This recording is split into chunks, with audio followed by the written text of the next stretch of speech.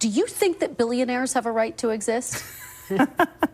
I don't think that we should have billionaires because, frankly, it is so much money in a moment of such inequality.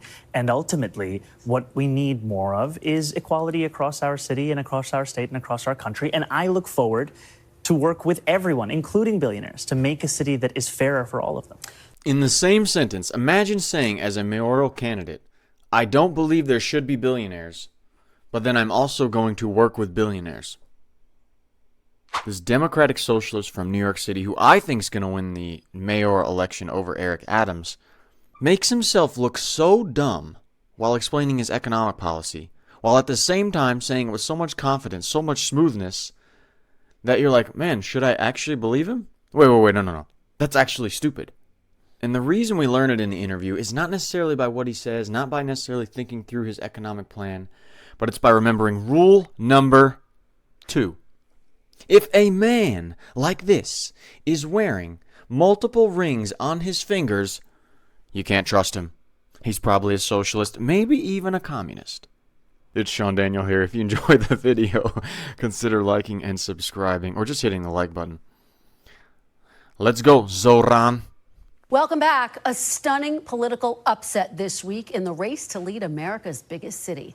33-year-old Democratic Socialist and New York State Assemblyman Zohran Mamdami is poised to win the Democratic primary for New York City, beating out former Governor Andrew Cuomo. He's now set to head to the general election, but his likely primary win is already sending shockwaves through the Democratic Party. And joining me now is Zohran Mamdami. Mr. Mamdami, welcome to Meet the Press. Thank you so much. It's such a pleasure to be here. Thank you for being here. We really appreciate it. There is so much to discuss. We have to start with your remark. You see how excited she is? She's like gleefully excited that this Democratic Socialist, as they call it, man, that's pathetic how excited she is. Victory in the primary for mayor. You're 33 years old. As I just said, you started out at close to 0% in the polls, Mr. Mamdami. You came back to topple one of the biggest names in New York politics, Andrew Cuomo. What was the secret to your success? Do you think it was your message? Do you think that voters were voting against Andrew Cuomo? A little bit of both? How do you see it? I think ultimately it was the focus on the fact that we live in the most expensive city in the United States of America. It's also the wealthiest city in the wealthiest country in the history of the world, and yet 1 in 4 New Yorkers are living in poverty, and the rest are seemingly trapped in a state of anxiety. And what we've seen is that this is a city that needs to be affordable for the people who build it every day. Our focus was on exactly that. And by keeping that focus on an economic agenda, we showed New Yorkers that this could be more than just a museum of what once was. It could be a living, breathing testament to possibility. Well, let me ask you about what I was just discussing with Senator Chris Murphy. The fact that you have leaders Schumer, leaders Hakeem Jeffrey, who wrote very nice things about your victory, said you'd won a very strong campaign, have not endorsed you. Congresswoman Alexandria Ocasio-Cortez has endorsed you. Do you think the Democratic establishment is afraid of you? I think that people are catching up to this election. This is an election that went against so much of the analysis that had been told about our party and where we needed to head to. And ultimately, what we're showing is that by putting working people first, by returning to the roots of the Democratic Party, we actually have a path out of this moment where we're facing authoritarianism in Washington, D.C. So he means return back to the roots of the Democratic Party, which is giving out free stuff, making taxpayers pay for people that don't work, makes taxpayers pay for illegals, state-controlled grocery stores. Yeah. So basically, almost communism he's trying to get to. That's the roots they need to get back to. Well, let's talk about your policies, your vision for this city. Here are some of the things you've proposed. Free buses, rent-stabilized housing, a $30 minimum wage, creation of city-owned grocery stores. It's a very long list of proposals. So let me ask you, if you were to be elected the next mayor of New York, what would your day one priority be? The first thing is living up to these promises that I've made, because I've made them because I intend to keep them. And in a city of about 8.5 million people, close to 2.5 million New Yorkers live in rent-stabilized housing. The mayor, through a board called the Rent Guidelines Board, sets whether or not those rents increase or stay the same. The previous mayoral administration froze the rent 3 times. This one, led by Mayor Adams, increased it by 9%. So the first thing that I would do is start to constitute a board that votes in reflection of reality. And the reality I'm speaking of is that the median household income of those tenants is $60,000 a year. The landlords of those units have seen their profits increase by 12%. It's time for relief for working class New Yorkers. Okay. By the way, this is Italian for give me a break. So he wants to raise the living wage for the minimum wage up to 30 while freezing rent prices. You guys know every time minimum wage goes up, what else goes up? Everything else. Idiot. Well, of course, the big question is, how are you going to pay for it? You've proposed increasing taxes on wealthier New Yorkers. The Democratic governor, though, of your state, Kathy Hochul, says she's not going to support increasing taxes in order to get it across the finish line. I want to let you take a listen to a little bit of what she had to say recently and respond on the other side. Here she is. I'm not raising taxes on people at a time when affordability is the big issue. I'm actually cutting middle-class taxes. Even on the wealthy. I don't want to lose any more people to go to Palm Beach. We've lost enough. How are you going to raise taxes if you can't get Democrats to support it? So I think what we've shown over the last 8 months is our ability to take that which is considered a non-starter and make it seem inevitable. We've shown that with this campaign, and ultimately we're seeing that our vision to tax the top 1% of New Yorkers, these are New Yorkers who make $1 million a year or more, and our proposal is to just tax them by 2% additional, is something that has broad support and will continue to increase that support over the next few months and years. So you think you're going to be able to twist Governor Hochul's arm and get her to support raising taxes? I mean, what about the fact that she says she's concerned New Yorkers might leave? They might go to Florida.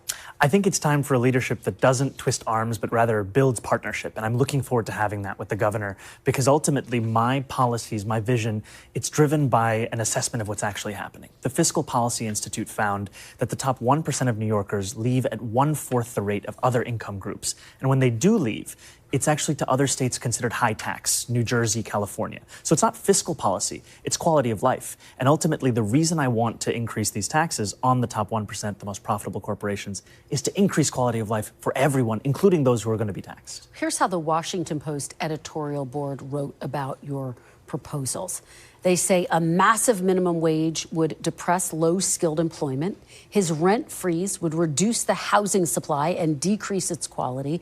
Cutting bus fares would leave a transit funding hole that, unless somehow filled, would erode service. Meanwhile, the grocery business operates on thin margins, and his plan for city-run stores would probably lead to fewer options, poor service, and shortages. Mr. Mamdani, are your proposals going to hurt the very people you're trying to help? Not at all. There have been many in editorial board who have had concerns, and what we've shown is that more than 400,000 New Yorkers are excited about this vision. And the reason they're excited about it is one that is in line with the scale of the crisis in this city. I mean, we are talking about our tax base growing smaller and smaller each day, with New Yorkers leaving to New Jersey, to Pennsylvania, to Connecticut. If we do not meet this moment, we will lose this city. And our proposals are ones that are thought out. They are ones that are also clearly going to be funded by these revenue streams. I'll give you an example.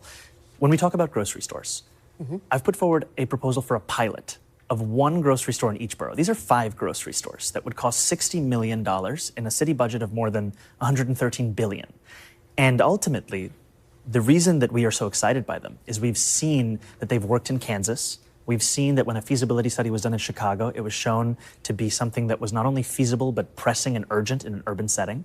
And finally, it costs less than half of what the city's already set to spend on subsidizing corporate supermarkets without any guarantee of cheaper prices, any guarantee of collective bargaining agreements, or that they accept SNAP or WIC. Well, you take me to my next question about grocery stores. Some executives, including one of the top grocery stores owners, billionaires, threatening to shut down his supermarket in the city.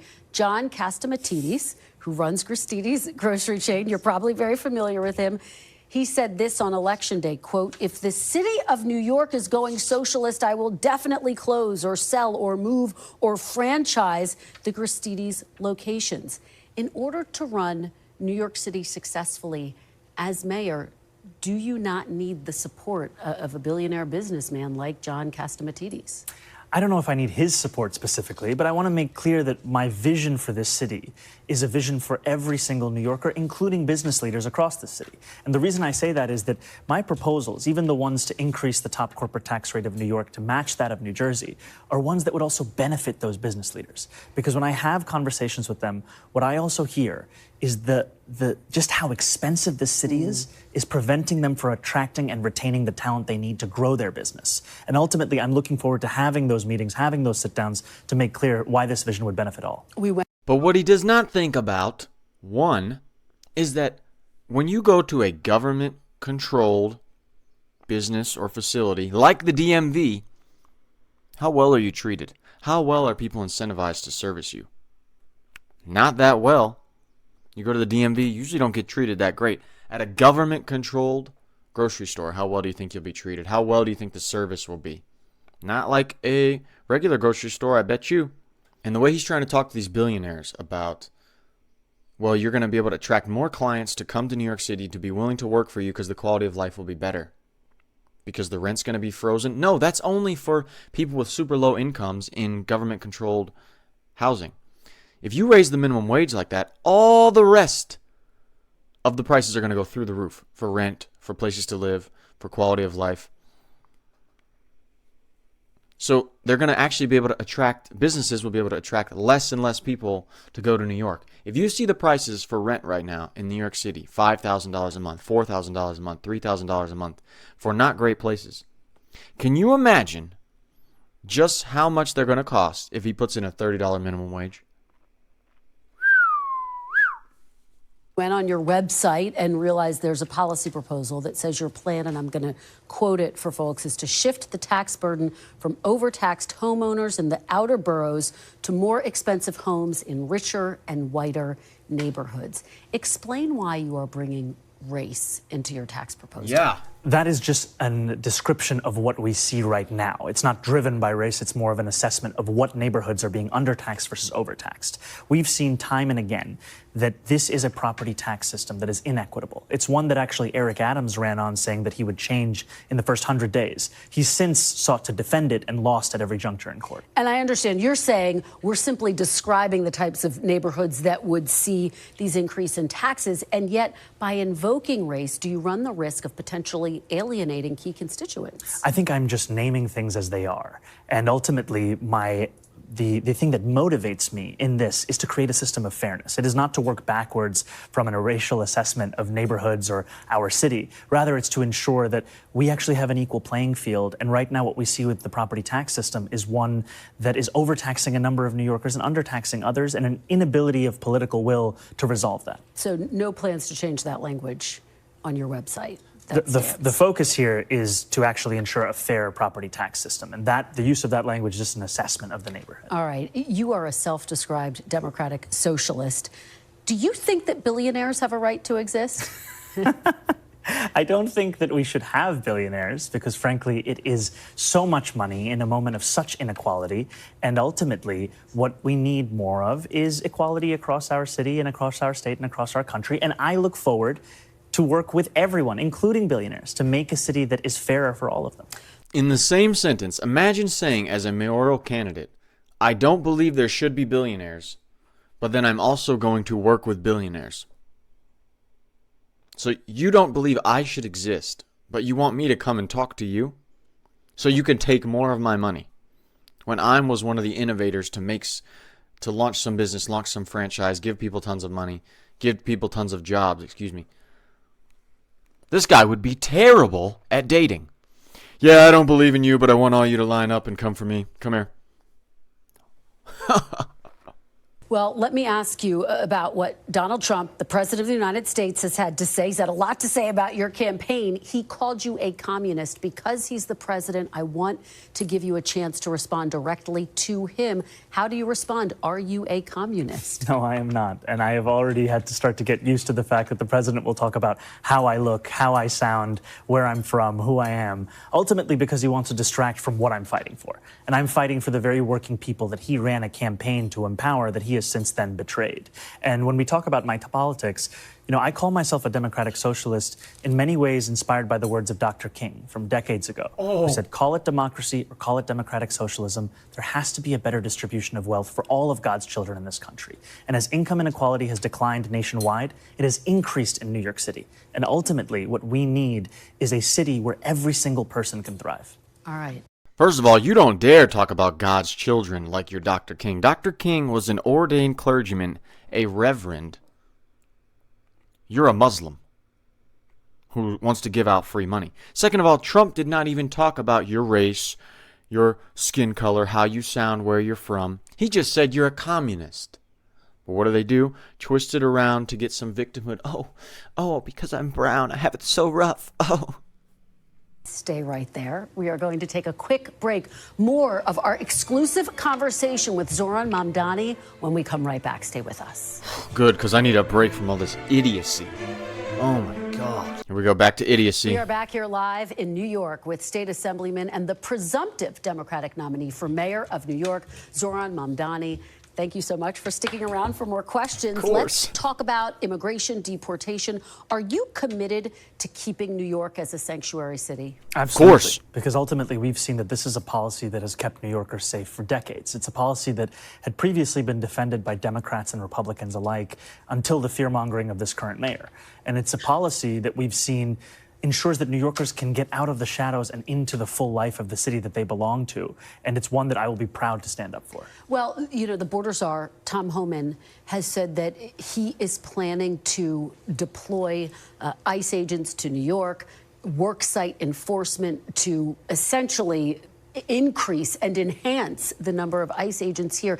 If that happens on your watch, how do you plan to handle it? We have to stand up and fight back, and we haven't seen that from our current mayor, who has instead been working with the Trump administration to assist in their goal of building the single largest deportation force in American history. I mean, we saw ICE agents arrest a migrant at Federal Plaza, and then we saw NYPD officers arresting a pastor who was peacefully observing that arrest. Those days are going to come to an end when I'm the mayor. The NYPD's job is to create public safety in the city, not to assist ICE agents in their mission to attack the very fabric of this city.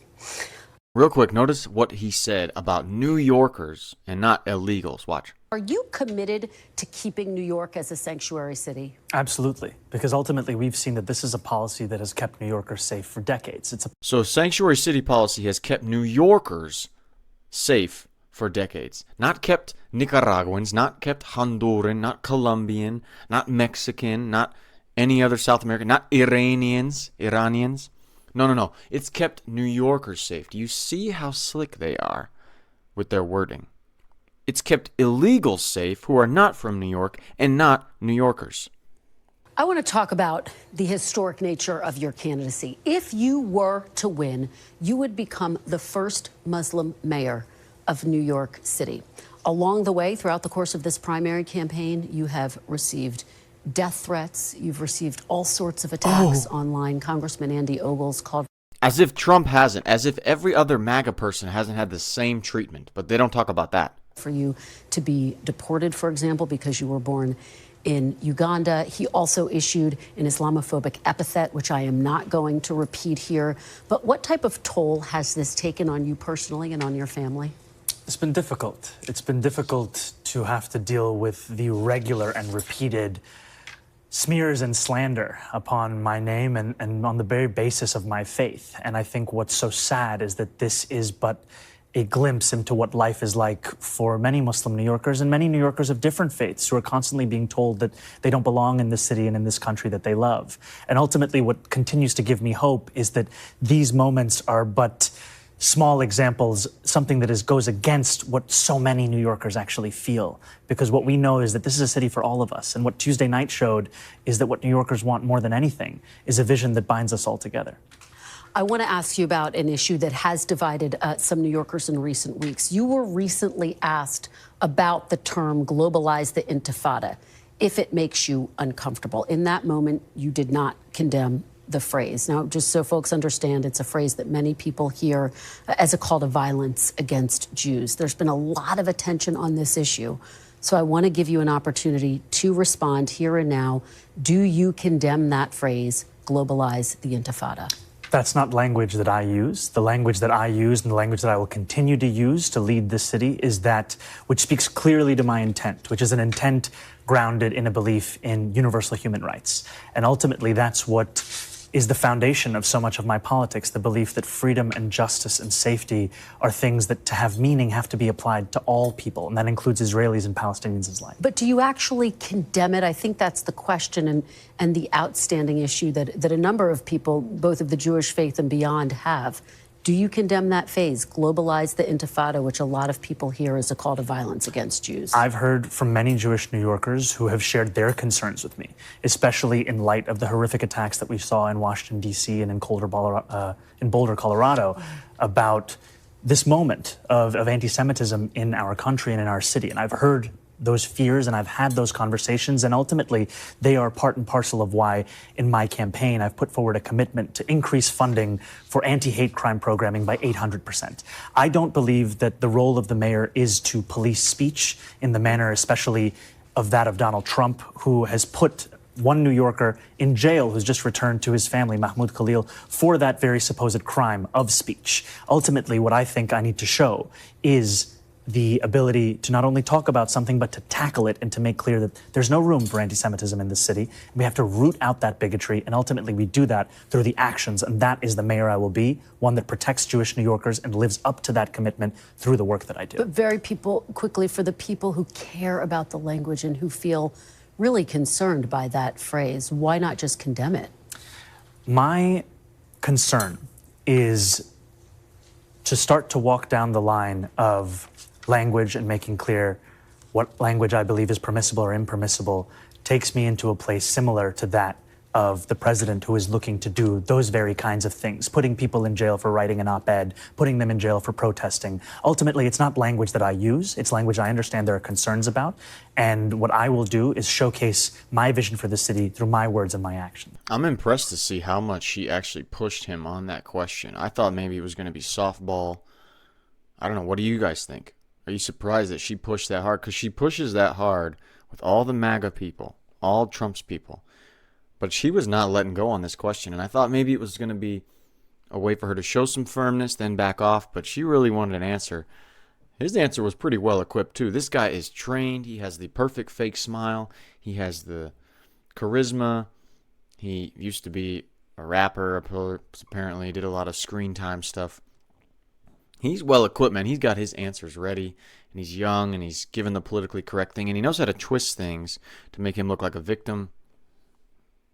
He could win. Let me ask you broadly. Your surprise victory has some progressive Democrats saying, boy, you may have determined the model for the Democratic Party nationally in this moment. Do you think your campaign represents the playbook for how to win in the Trump era for Democrats? I think it showcases a new approach to politics in our city, and it's for others to decide across our country. Ultimately, what we wanted to do from the very beginning of this race was change our political instinct from lecturing to listening. And after the presidential election, where we saw New York be the state in the nation with the largest swing towards Donald Trump, 11.5 points, and we saw that swing took place far from the caricatures of Trump voters, I went to those hearts of immigrant New York City that were the fulcrum of those swings. Hillside Avenue in Queens, Fordham Road in the Bronx. And I asked Democrats, who did you vote for and why? And I heard from them again and again, I voted for Donald Trump because I could afford things that are now out of my reach today. And ultimately, when I asked them what would it take to bring you back to the Democratic Party, they said a relentless focus on an economic agenda. And that's the campaign that we built. Do you think that your apparent victory is a sign that there is an appetite for young progressives like a Congresswoman Alexandria Ocasio-Cortez to run for president in 2028? It's an honor to be endorsed by Congresswoman Ocasio-Cortez and to have been represented by her for so many years, because she's showcased so much of what we're trying to do in this campaign. The ability to not only stand up and fight, but also to win. And ultimately, what people want to see is someone who doesn't just believe in something, but can deliver on those things. And now, especially more than ever, we need to be a party that's not just against Donald Trump, but also for something. And our campaign was for working people, for bringing dignity back into those lives. And that's what the Congresswoman has showed time and again. This guy is good, well polished, well put together, and able to target on, even if it's messed up and his strategies don't make sense, able to target on the heartstrings and pull on the heartstrings of everyday Americans, especially in New York City, about the economics. You know, progressives are trying to push for so many other ridiculous things. Okay, they try to get the illegal vote. They try to go into these gender wars, Palestine stuff. To focus on the economic thing, that's what a lot of people rationalize why they voted for Trump. This guy is smart. Whoever the strategist was that built this campaign with him is really, really impressive. And he also had a great campaign where he made these interesting shorts videos, vertical videos you see on Instagram, TikTok, Twitter, showcasing some problem in the city, showcasing how he's going to fix it in an entertaining, young, hip way.